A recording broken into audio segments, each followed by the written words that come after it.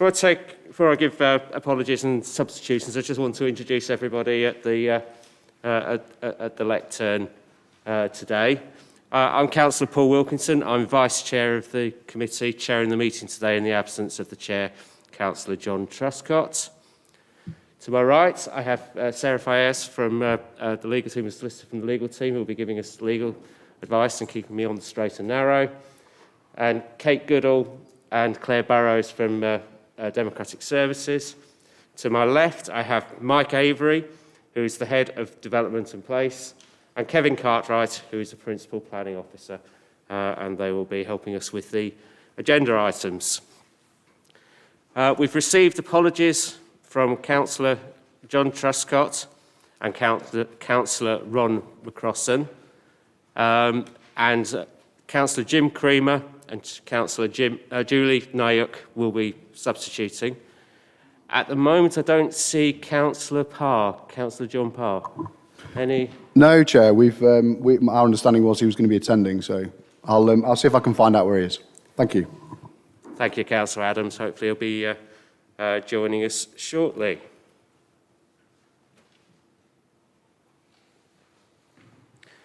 Okay, if we can next take item 2, which is to approve as a correct record the minutes of the meeting held on the 12th of May 2021. Do we have any comment? Let's move. Thank you, Councillor Lawrence, and seconded. Thank you, Councillor Paling. Can I see all those in favour? Those who are present, obviously. Any against? And any abstentions? No, thank you very much. Okay, so if we can now take declarations of interest, I'd like to declare a collective non-pecuniary declaration of interest for the whole committee for item 5, application number 2021/0652, shopping centre at Carlton Square, Carlton, because the land is in the council's ownership. Councillor Nayuk. Yes, thank you, Chair. Can I just declare that I'll be predetermined in the respect of item 5, so I'll leave the council chamber and not participate in that particular item. Thank you, Councillor Nayuk. Councillor Barnfather. Yeah, thank you, Chair. Can I declare a non-pecuniary interest in item 6, the Burnt Stump Hill application?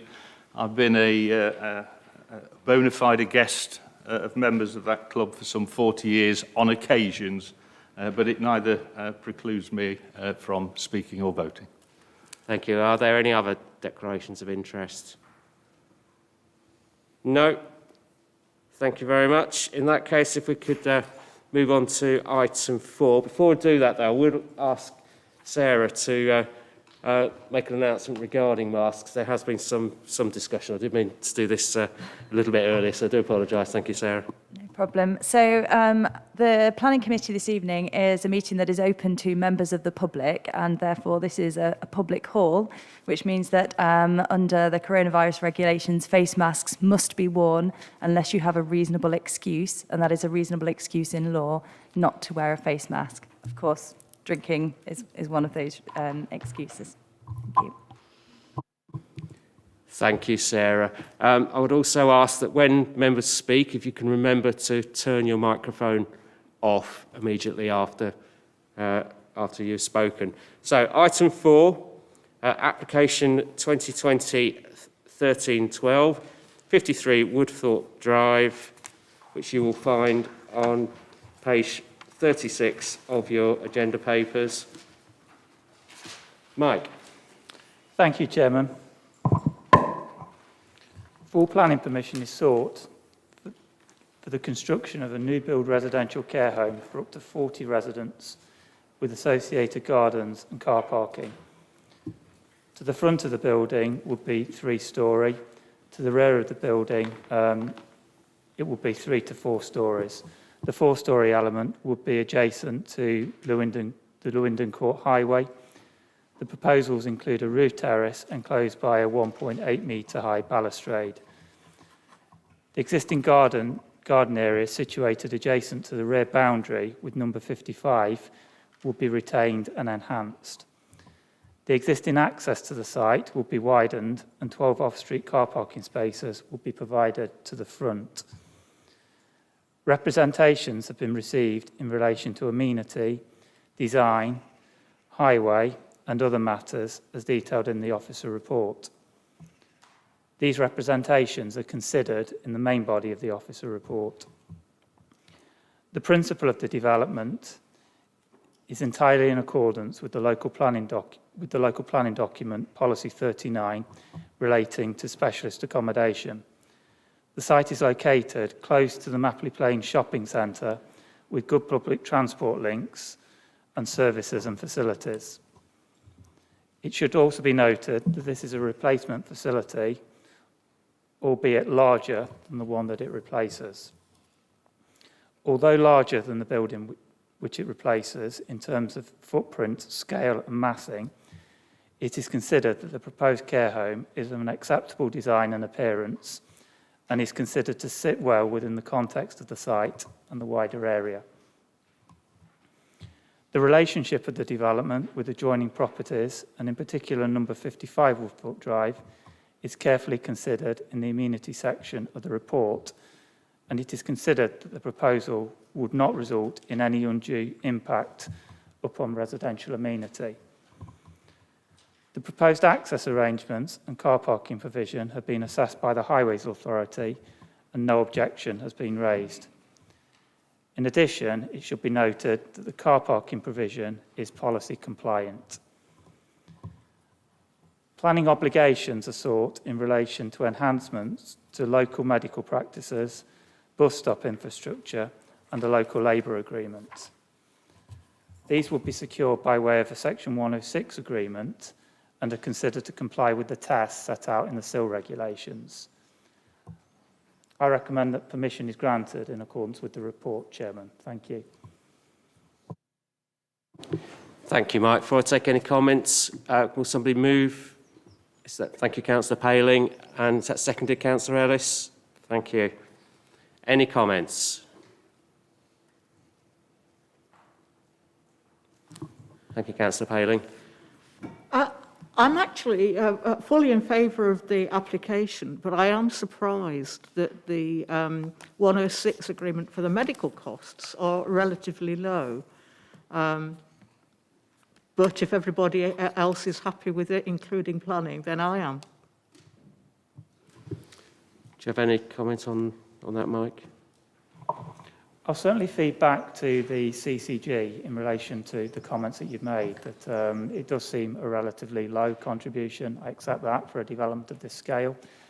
We have sought advice from the CCG, and the figure has been provided by them, but yes, I'll certainly feed back. Thank you, Mike. Any further comments? Councillor Barnes.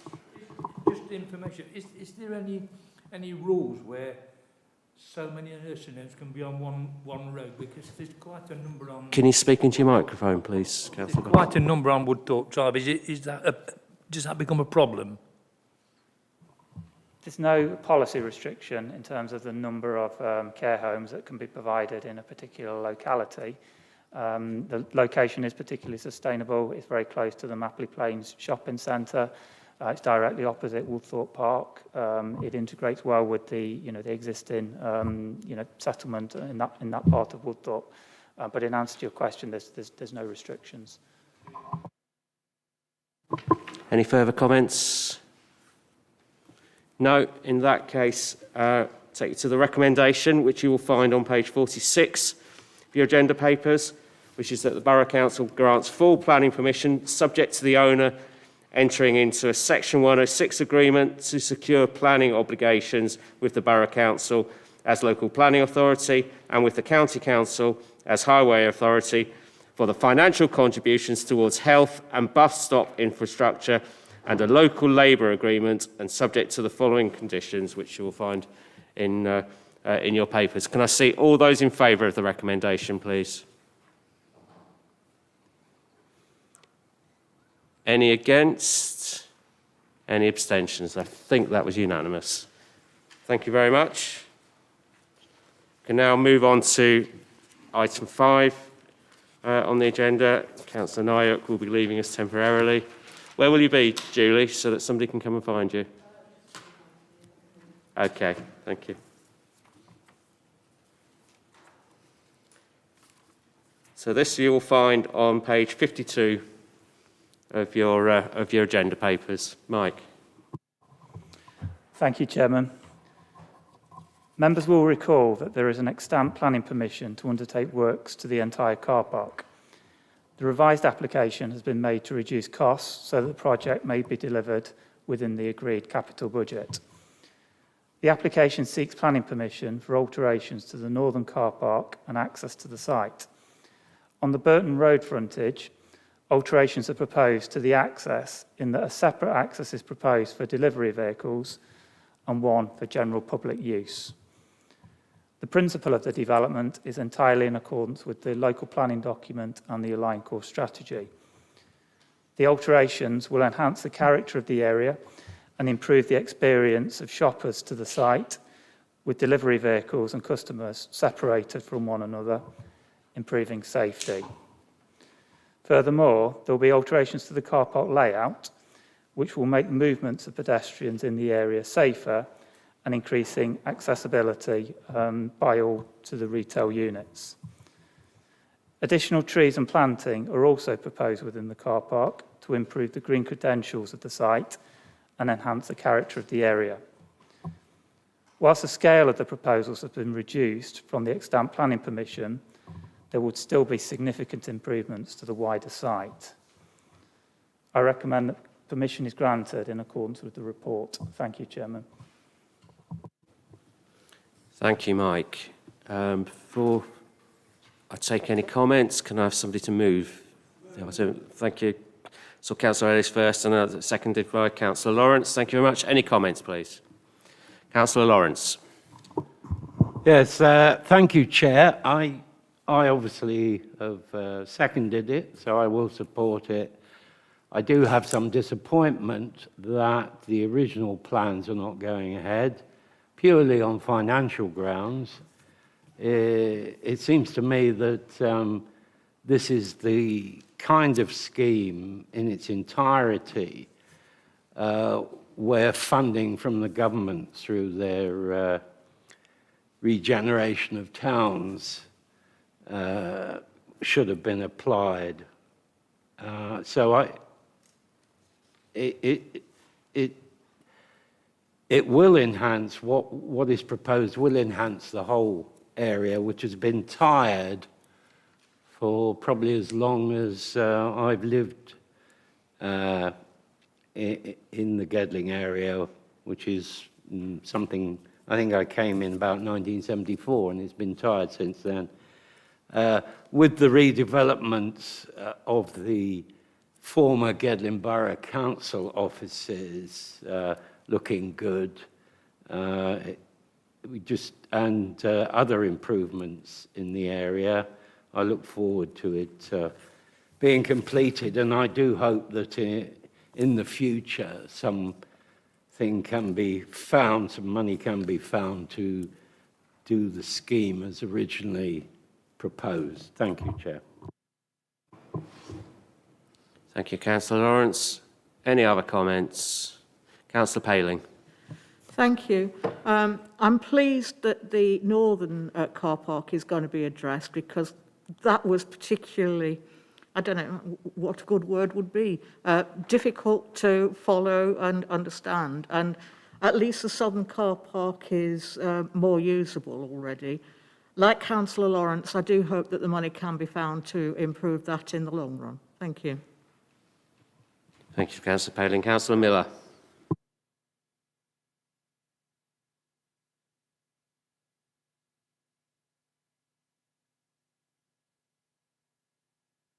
Can you turn your microphone on, please, Councillor Miller? Yeah. I drive and I live in Netherfield, and I shop in Carlton area. It's a very, very popular shop. The shopping there is good, but I worry about the cars and the 30-mile speed limit, because I really think that it should be monitored because you're taking your life in your hands sometimes. People don't adhere to the speed limit.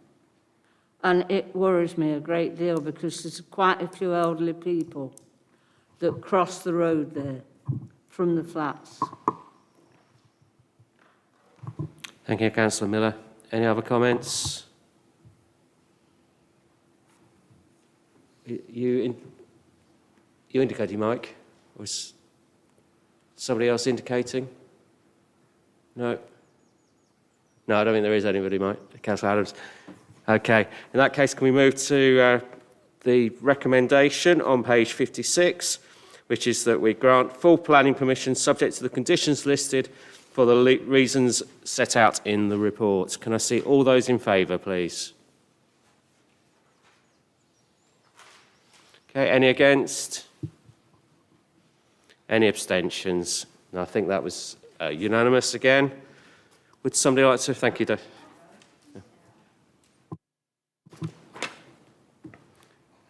We'll just wait for Councillor Nayuk to return before we move on to item 6.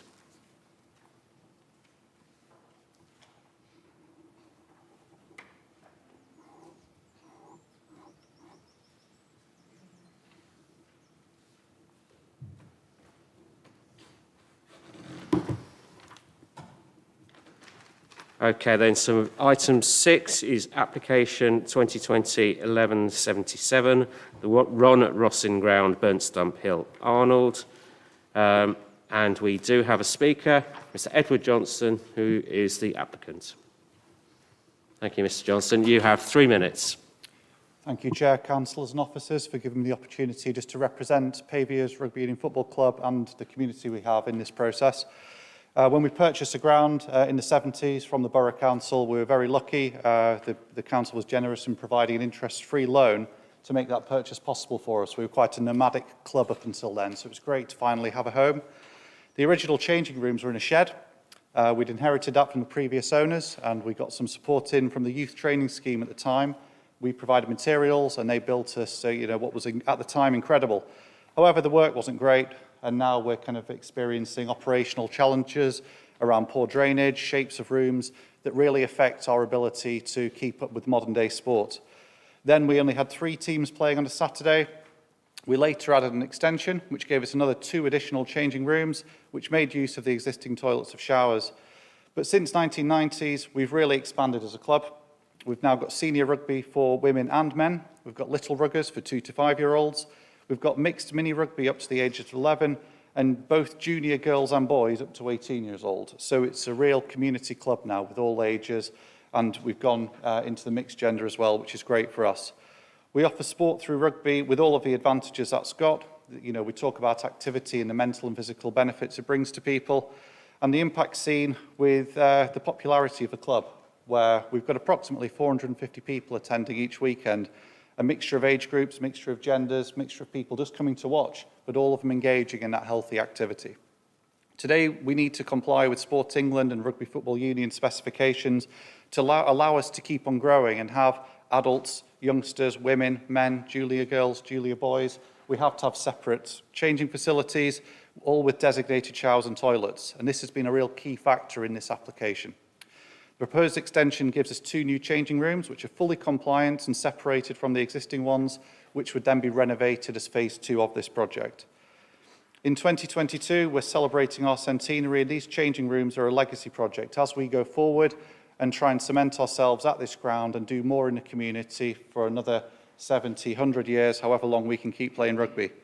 We've never declined requests for schools in the borough to use the pitches when needed, and will continue to keep on growing and strengthening those partnerships with the communities. We feel we're a really important part of this community, and I would like to remind everyone present that our club's management work very hard to maintain good relationships and communication with our neighbours, local schools and community groups. So I hope you appreciate the reasons why we're bringing this forward and support us to do what we really want to do and be that community asset going forward. Thank you. Thank you, Mr. Johnston. Okay, I now ask Mike Avery, when the lectern has been wiped down, to introduce the report, which you'll find on page 60 of your agenda papers. Oh, it's It's actually Kevin Cartwright. Thank Thank you, Chairman. The proposal relates to the construction and extensions to the existing clubhouse in the form of a single-storey and two-storey elements. The single-storey element would provide changing rooms and shower block and WC with a terrace over. The two-storey extension to the rear provides an enclosed means of escape stairwell, and the two-storey entrance lobby also provides a means of escape and would be constructed of aluminium curtain walling. The site is located within the Greenbelt, as you will see from the officer's report, and the building has been previously extended. As such, the proposal is regarded as inappropriate development and a departure from the development plan. The applicant has put forward very special circumstances to support the application at paragraph 7.7 and 7.8 in the report, which include there's a community facility providing a venue for all age groups, and that the building in its current format cannot comply with Sport England and the Rugby Federation Union standards, most notably in relation to the size of the changing rooms, means of escape and disabled access. The proposal would impact on openness of the Greenbelt, as it is by definition inappropriate development. However, you will see from the report that in the planning balance, it is considered that there are very special circumstances advised by the applicant to outweigh this harm. In relation to the impact on the neighbouring amenity, there are a number of conditions attached, which reiterate those which operate on the clubhouse currently successfully. This would ensure consistency and enforceability of the conditions. The application is recommended for approval, subject to the conditions in the report on pages 67 and 68. Thank you, Chairman. Thank you, Kevin. Can I see somebody to move this? I think there were several of you. I saw Councillor Barnes, Councillor Paling and Councillor Ellis, so take your pick. Kate? Okay, any comments, please? Councillor Barnfather. Yes, thank you, Chair. As I said at the outset of this meeting, I've attended Paviours Rugby Club since 1982 on an occasional basis and watched the club develop over the years. And I think you only have to look at page 65, para 7.7, for the facilities that are offered now to all age groups to play rugby at this site. We're not talking about just elite sport here. This is a community facility that accommodates children from a very early age all the way through to a point where they may be good enough to reach the first team. I have to say I peaked at the age of 12, so I would never have enjoyed playing at that level. But these facilities weren't available in my day. And the fact that now that they are available through Paviours, through the commitment and hard work of generations now of volunteers who have not only funded but worked hard themselves to increase the facilities available to the wider Gedling community. And I think that's the point. It is the wider Gedling community. I know a number of residents and their families who attend from within my ward, and I suspect looking around the chamber that most other members would be able to say the same. But it quite simply has outgrown its current facilities. And of course, things evolve. And when you look at the application before us today, it's to improve safety in relation to escape routes, which of course are changing all the time. And we have an utmost responsibility to meet those obligations. And it's to actually provide the additional facilities that are now required by the Rugby Football Union to allow for both sexes to be able to engage in sports. You know, rugby is no longer a man's game. It is now a game for all ages and for all sexes. And the application that's before us today is to allow the club to continue to evolve and provide these facilities for the younger and not so younger people of the Gedling area. I appreciate it's a departure, and some people may look at the significant increase effectively on the original 1948 building, but the reality of it is, where else would you cite a rugby club? You don't cite a rugby club in Nottingham city centre on the Old Market Square. you provide it in a rural area where there is space to develop as the club evolves and the requirements of the Rugby Football Union move forward. So I fully support the application before you, and I would invite all members in this chamber to attend, as I'm sure they would be very welcome as guests of the committee, and actually witness the tremendous community spirit and involvement of all ages, all generations, all sexes on this site. Thank you, Chair. Thank you, Councillor Barnfather. Councillor Barnes. Recommendation because it makes a lot of sense. I've been to as Councillor Barnfather said, I've been there on a number of occasions when I've been in office, and they do a tremendous amount of work. And what's so much important now is to getting the young people involved, and especially ladies and young girls, because I think it's an ideal to make people feel part of the community. We've got 2 good rugby clubs in the borough now, and this is a very, very good club, and I support them 99%. Thank you, Mr. Chairman. Not sure what the other 1% is there, Councillor Barnes. Councillor Nayuk. Yes, thank you, Chair. I just want to say, as everybody else is, how important it is for the young people. I've been a teacher in the borough for well over 25 years, and I know how important this particular club has been for the sport development, mental health development of lots and lots of children. So I fully support this. Thank you. Thank you, Councillor Nayuk. Councillor Lawrence. Thank you, Chair. Yes, I support this. I think that it has been more than demonstrated that very special circumstances have been met to approve this application. I think it's fairly obvious if you have a thriving sports facility that it is going to grow, and obviously it has grown since 1948. So I'm quite happy with it. I do like the idea of little ruggers, but you have to be careful how you say that, I suppose. And finally, Councillor Barnfather invited members to visit the club. I hope the club, if this work is finished before next May, I hope the club will invite me as the current Mayor of Gedling. I'd be delighted to come. Thank you, Councillor Lawrence. Councillor Miller.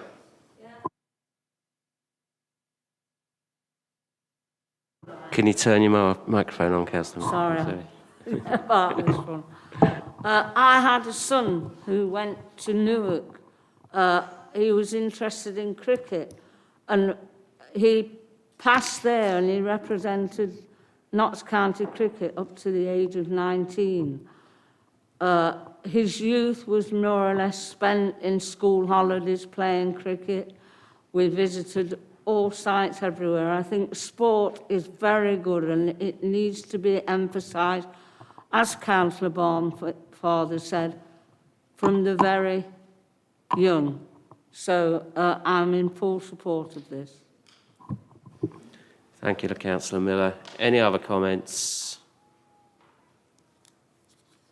No. In that case, if we could move to the recommendation, which you'll find on page 67 of your papers, which is that the Borough Council grants full planning permission subject to the following conditions, which are outlined in your papers. Can I see all those in favour, please? Okay. Any against? Any abstentions? No. Once again, that's unanimous. Thank you very much.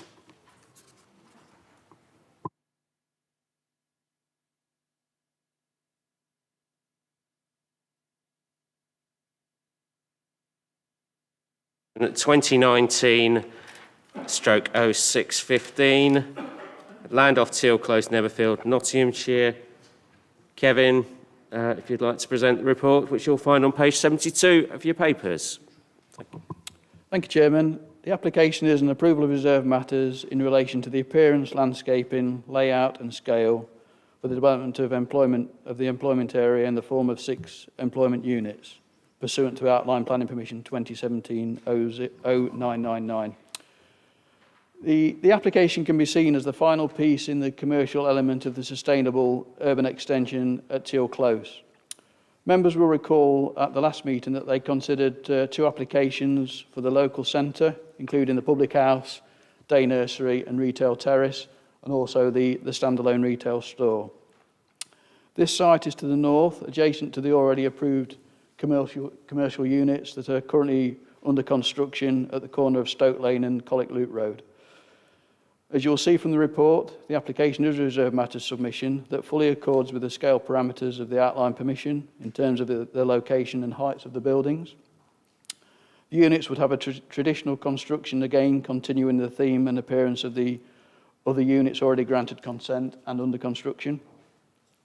Access would be off Stoke Lane, which ensures there will be no conflict with the other road users accessing the wider development off Magenta Way. The units have appropriate parking and turning and also cycle storage to promote sustainable modes of travel. As per the other approved units, in order to provide flexibility in the delivery and build of the units, the scheme will be phased, with the units being constructed with Unit 2 first, and then the units in a clockwise manner around the site, finishing off with Units 6 and 7, as can be seen in the plans in front of us.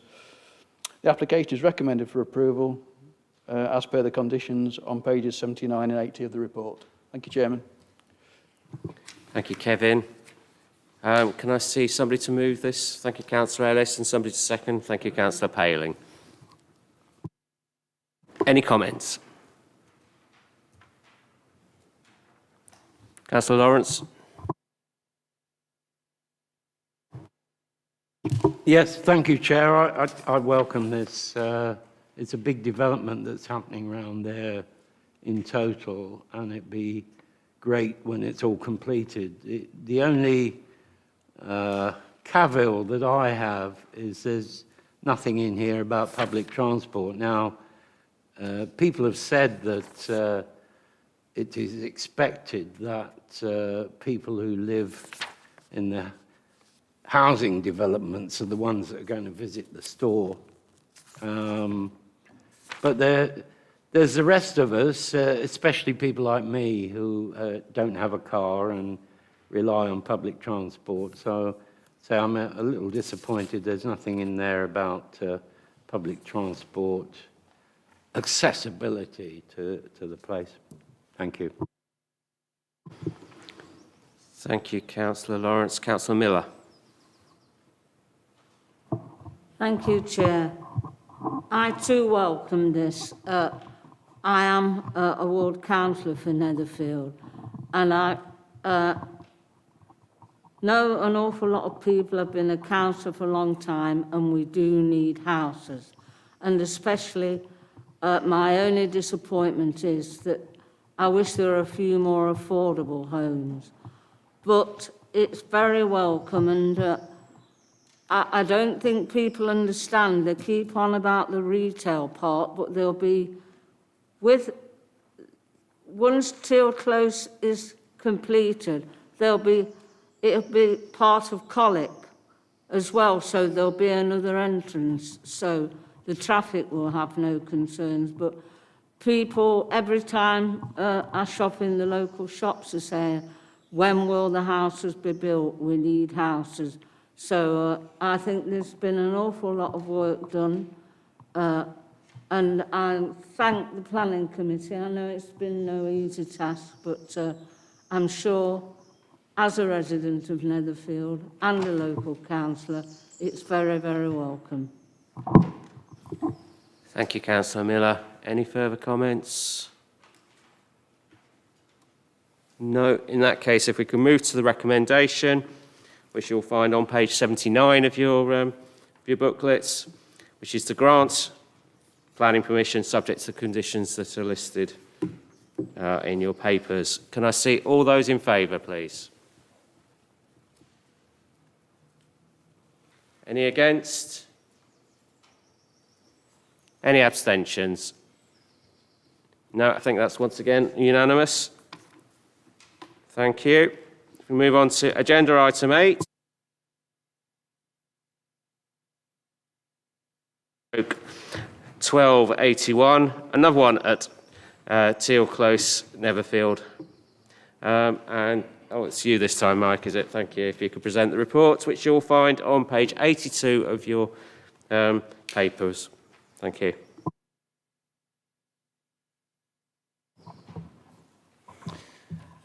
Thank you, Chairman.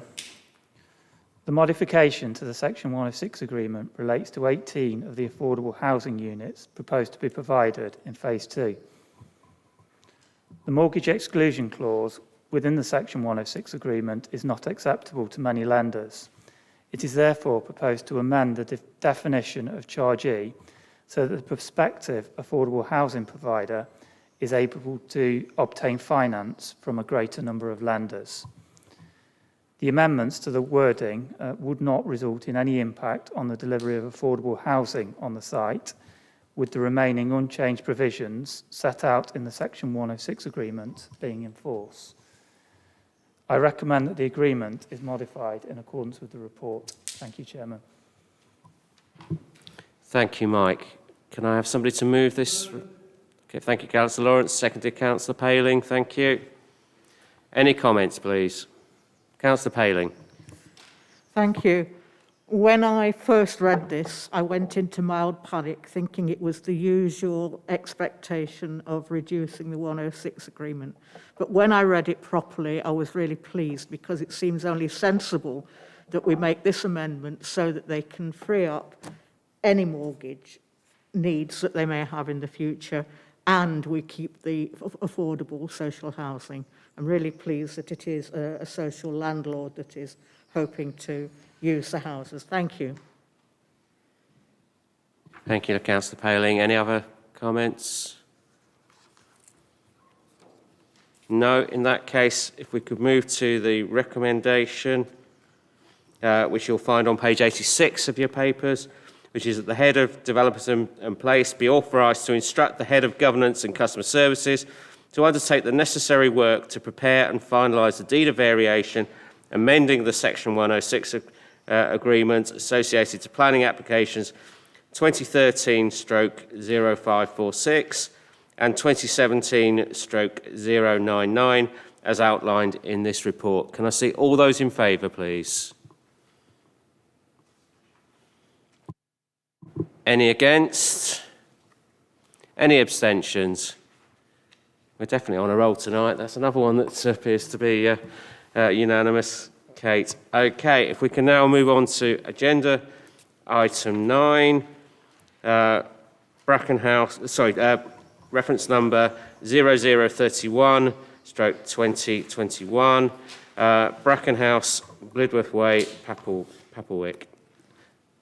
Mike. Thank you, Chairman. In December 2020, officers from the Council visited the site along with an officer from the Forestry Commission in order to assess allegations relating to the felling of trees. The officers met with the owner of the site and his father. During the visit, it was noted that there were 2 buildings on the site. One outbuilding measured approximately 8 metres by 6 metres and 3 metres high. The owner said that it would be used as a home office. The other building, which is a subject of the report, measures 15 metres by 10 metres and is up to 3.7 metres high to the ridge. It was noted by the enforcement officer that this building was being built to a very high standard with cavity wall insulation, multiple rooms, windows and doors. The Town and Country Planning General Permitted Development Order grants permission for any building within the curtilage of a dwelling house, providing it remains incidental to the enjoyment of the dwelling house and conditions in respect of the size of the building are met. The owner insisted that the building will comply with the General Permitted Development Order and that it would be used as a summer house, gym and spa. Officers wrote to the owner to raise concerns in relation to the summer house building, setting out that we could not be satisfied that it would fall within the requirements of the General Permitted Development Order. It was explained that this was due to the building having the appearance of a small bungalow, which could not be constructed without an express planning permission from the council.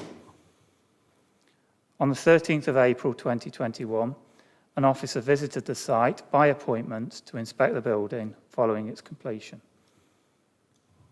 Internally, the building comprises a large open space with a kitchen and utility at one end, a separate bathroom and one further separate room. A front door has been installed off the kitchen. A front and side door has been installed off the kitchen. Marble floor tiles have been laid throughout, and the bathroom, comprising 2 wash-hand basins, walk-in shower and freestanding bath, is also fully tiled in marble.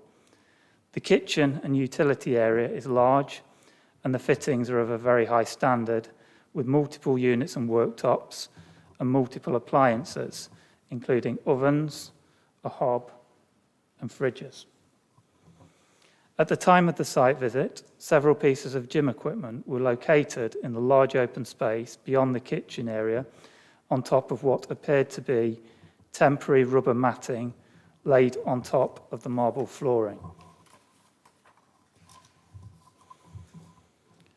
The gym area did not have the appearance of a purpose-built gym space.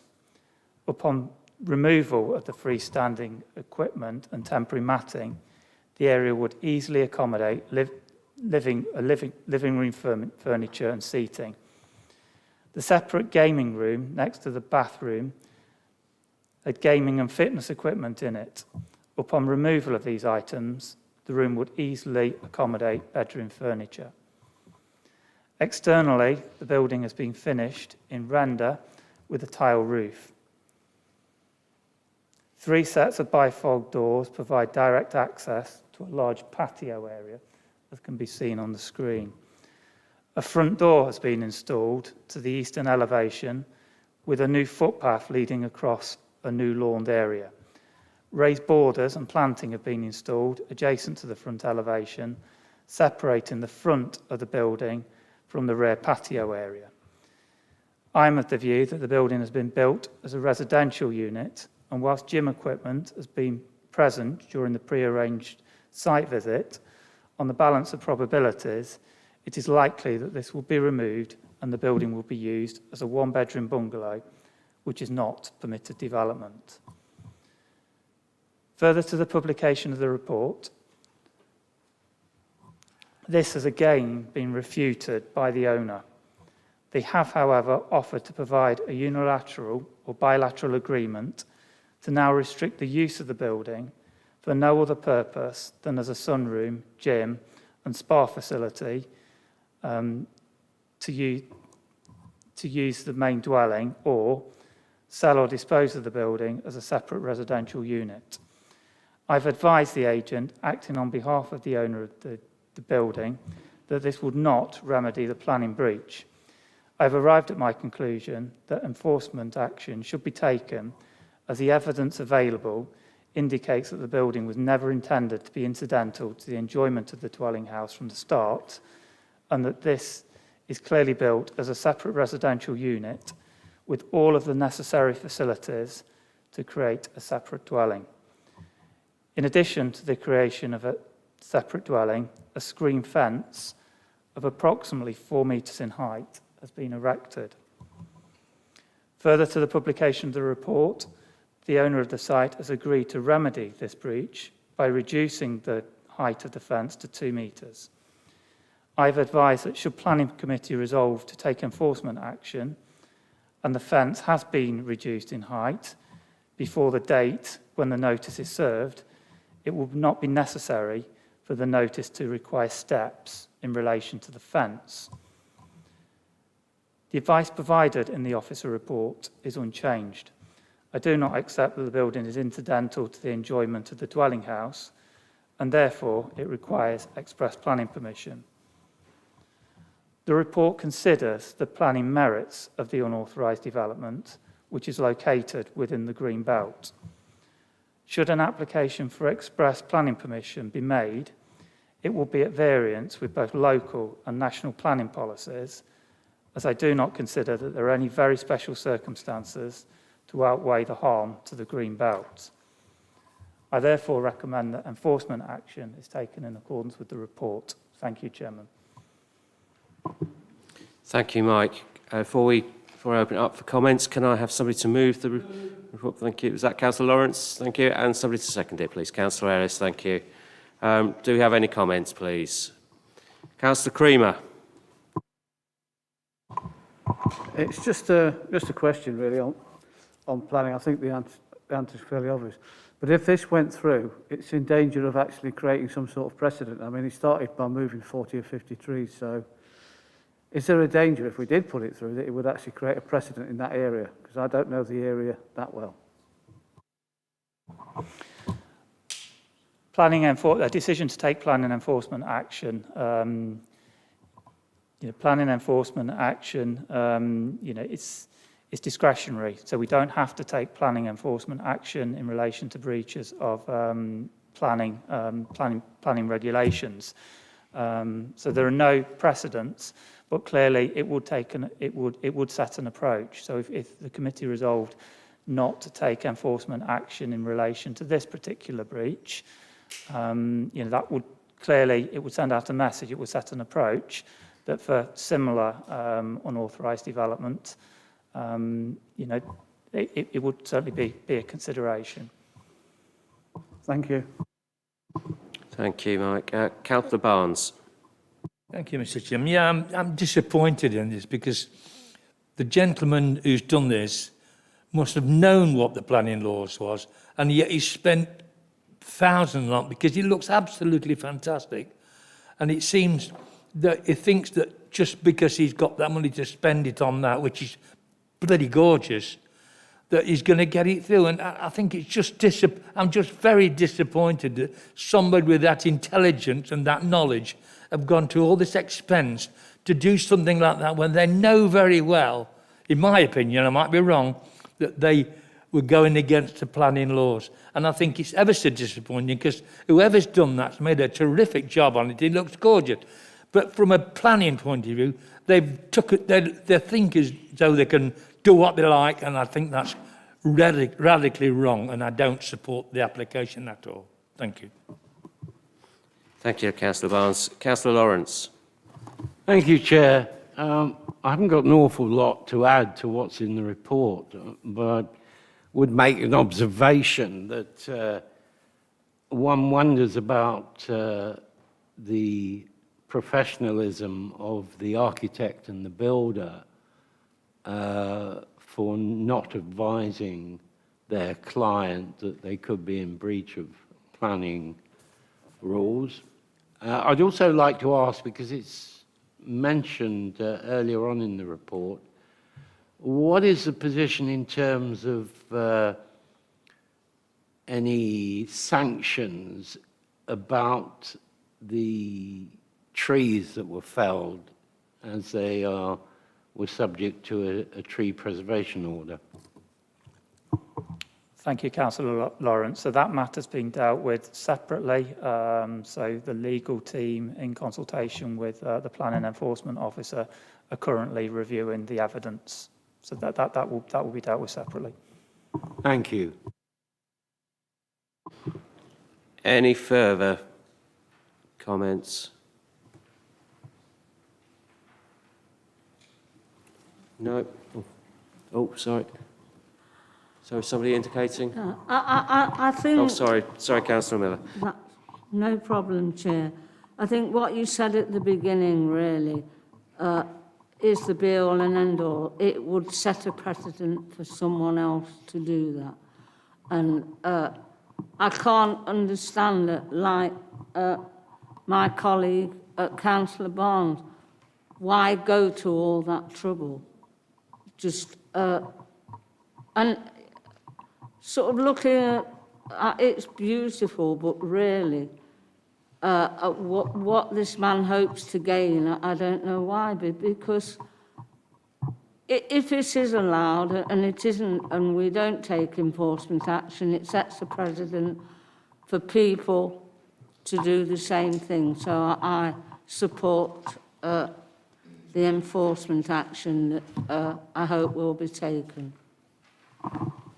Councillor Hope. Yeah, well, it's just come to me, but when I was reading through the report before I came, there's a thing in it that says the borough has to take action within 4 years. Is that right? It's time limited. Yeah, so if this bloke had built this house behind his 4-metre high fence and nobody had visited, and it was there for 4 years, would we then be in a position where we couldn't take action? The process would be, so in terms of a building, it's 4 years, 10 years for a use. But if it could be demonstrated that there'd been, yes, so in answer to your question, if it's demonstrated that it's been there for the prescribed time period, then we could we'd have to grant a certificate of lawful development, and it wouldn't be approved, but it would be immune from enforcement action. So now we have the answer as to why he's done it. Thank you. Any other comments?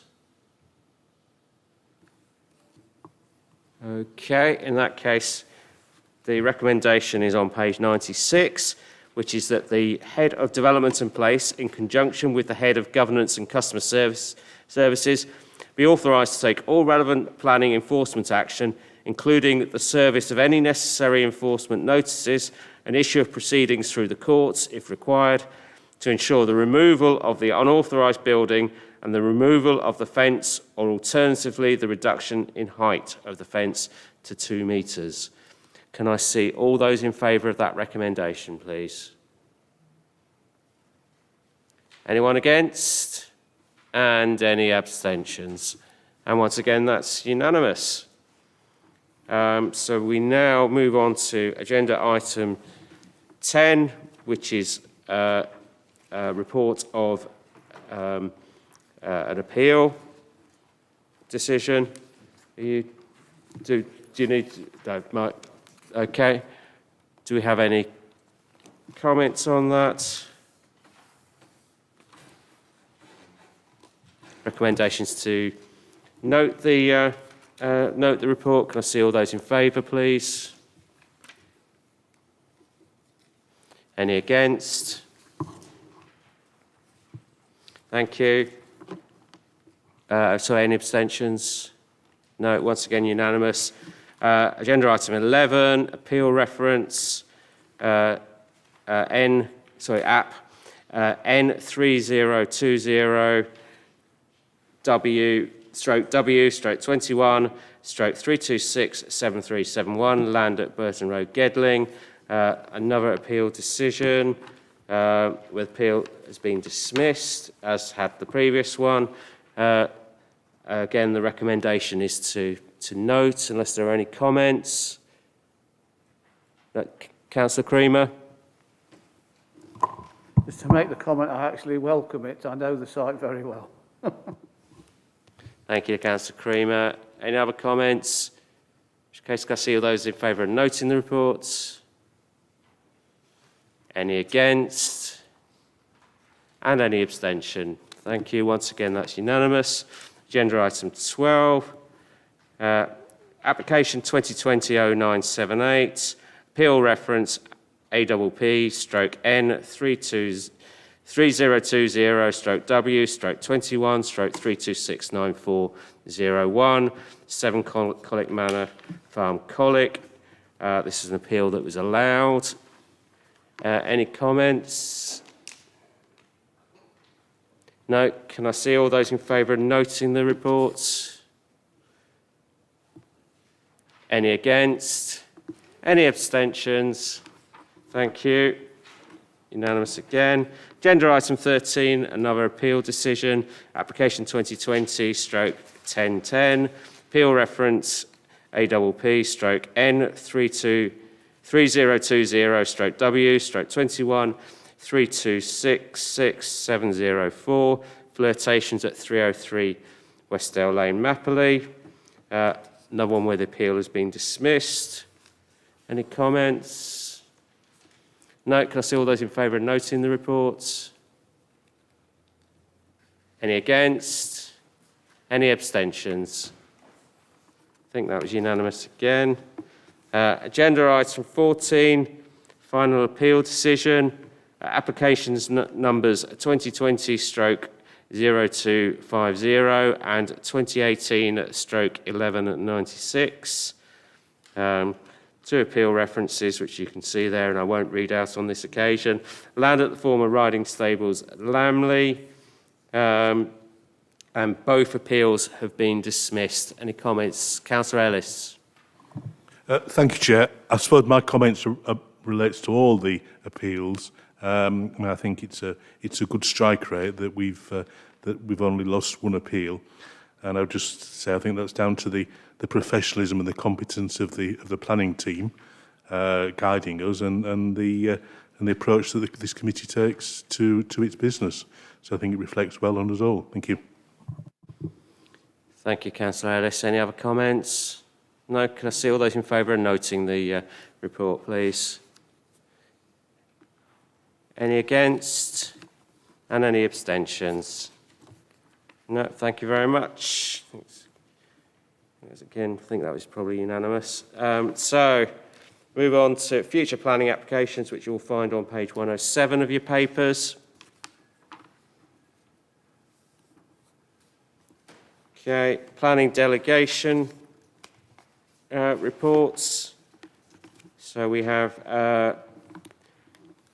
the planning delegation panel of the 7th of May, agenda item 16 on page 109. 14th of May, page 111.